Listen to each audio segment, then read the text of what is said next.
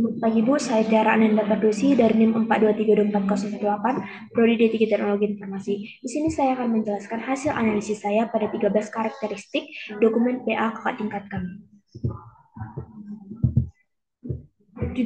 Judul PA kelompok kakak tingkat yang kami ambil yaitu website Cafe Foodpedia. Terdapat 13 karakteristik KRS atau kriteria spesifikasi kebutuhan dokumen yang membuat sebagai berikut. Yang pertama, lengkap. Ya, dokumen mencakup kebutuhan fungsional karena kebutuhan yang menjelaskan apa saja yang harus dilakukan oleh sistem, dan non-fungsional yaitu berhubungan dengan kualitas atau karakteristik setiap dokumen yang mendukung kebutuhan fungsional seperti use case, sequence diagram, BPMN, hingga testing atau pengujian terhadap sistem, serta informasi bukti rinci untuk setiap fitur yang direncanakan. Dua, konsisten. Dokumen ini memuat pemformatan yang seragam, jenis huruf dan ukuran yang sama, penggunaan kata istilah yang tepat, penggunaan ejaan dan tata bahasa yang baku, referensi dan sumber data terincikan, dan setiap bab memiliki kaitan yang logis sehingga mudah dipahami. Yang ketiga, tidak ambigu. Dokumen ini mencakup bahasa yang jelas dan tepat, struktur kalimat yang logis, menggunakan penjelasan kalimat dengan konteks yang cukup dan tidak mengulangi informasi yang sama.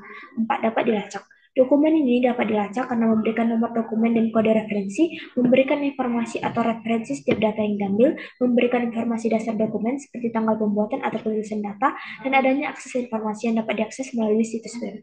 5. Dapat diverifikasi. Dokumen dapat diverifikasi karena setiap susunan dalam data sudah valid dan relevan dengan keakuratan data atau informasi dalam setiap struktur data dijelaskan. Prosedur setiap elemen diagram dijelaskan dengan baik, yaitu dengan membuat sistem dapat diverifikasi melalui pengujian terhadap akses web. Yang keenam, dapat diverifikasi. Ya, karena dokumen disusun dengan struktur yang baik, sehingga bagian-bagian tertentu bisa dimodifikasi seiring berjalannya waktu tanpa memengaruhi keseluruhan dokumen. Yang ketujuh, diprioritaskan. Ya, karena kebutuhan yang paling penting, seperti fitur login dan registrasi, dijelaskan terlebih dahulu dengan detail prioritas yang jelas. Yang ke-8, dapat diuji. Ya, karena setiap adanya rencana pengujian atau test plan mencangkup kebutuhan sistem, sehingga setiap kebutuhan dapat diuji untuk memastikan kevalidannya. Yang 9, tingkat tinggi dan tingkat rendah. Ya, karena dokumen ini memuat kebutuhan dari level rendah ke tinggi seperti use case diagram hingga detail teknis seperti sequence diagram dan data model. Yang ke-10, relevan.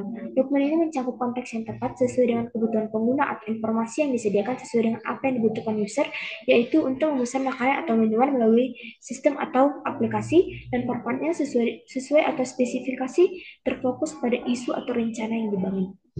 Yang ke-11, dapat dibaca manusia, ya karena dokumen menggunakan bahasa yang jelas dan mudah dipahami, penulisannya juga rapi dengan pembagian subbab yang logis. Ke-12, yaitu selaras dengan sasaran bisnis, ya karena yang dirancang mendukung tujuan bisnis untuk memberikan pelayanan yang lebih efisien dan memperluas jangkauan pelanggan. Yang ke-13, metodologi Agile. Ya, walaupun Agile tidak disebutkan dalam dokumen PA tersebut, namun struktur dokumen mendukung iterasi pengembangan yang sesuai dengan prinsip Agile, yaitu secara bertahap. Sekian analisis dari saya, sekian dan terima kasih.